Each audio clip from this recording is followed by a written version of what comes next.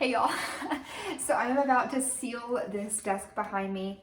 Keep in mind that I did just lay my baby down, so if you hear any crying in the background, he just doesn't want to sleep. Now, I'm going to be using two different things. I'm going to be using my Polycrylic with my sponge brush, and I'm going to be using a rag with my furniture wax. You can use any kind of furniture wax, it doesn't really matter what kind. Now, what do you need to seal? I seal anything that could get damaged. So anything that's painted, the entire thing needs to be sealed.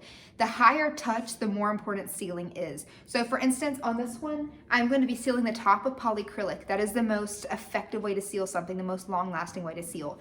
I'm going to be sealing anything that might not get bumped a lot or damaged by water or food with wax. It's easier and it is easier. There's no need to do like a lot of hard work if it works the same, right? So I do seal natural wood if the buyer asks.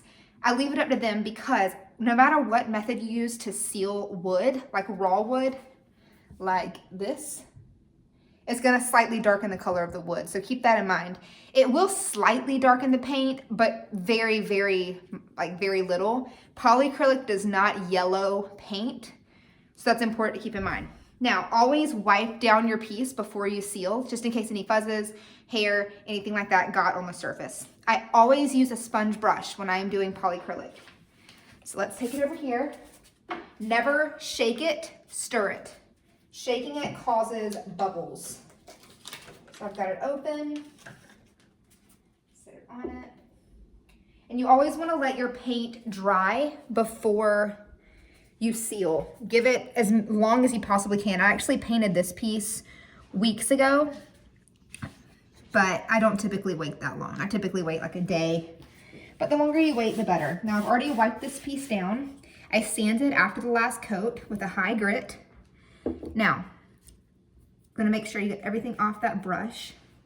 You just, let me show you, dip it in very gently. You don't need to soak your brush.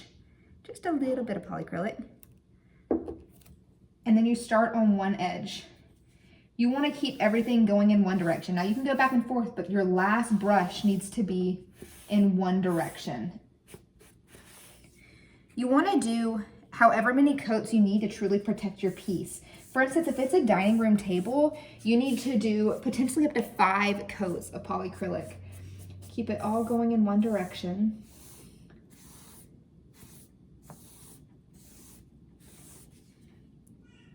Just keep going.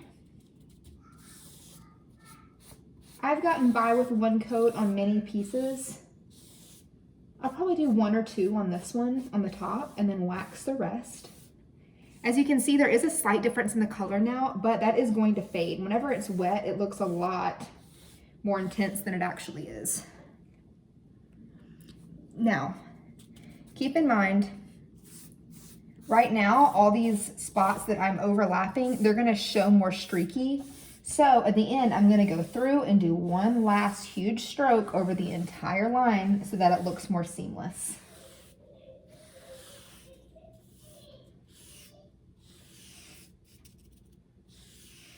Okay. And if you ever miss a spot, you can kind of see right here, see how it's darker? You will see that it has not been hit yet. You may have to go back and do a second coat if you miss it. Okay, now let's take a break from polycrylic. Actually, I'm gonna do 2 separate videos. So this one's for polycrylic and now let's do waxing.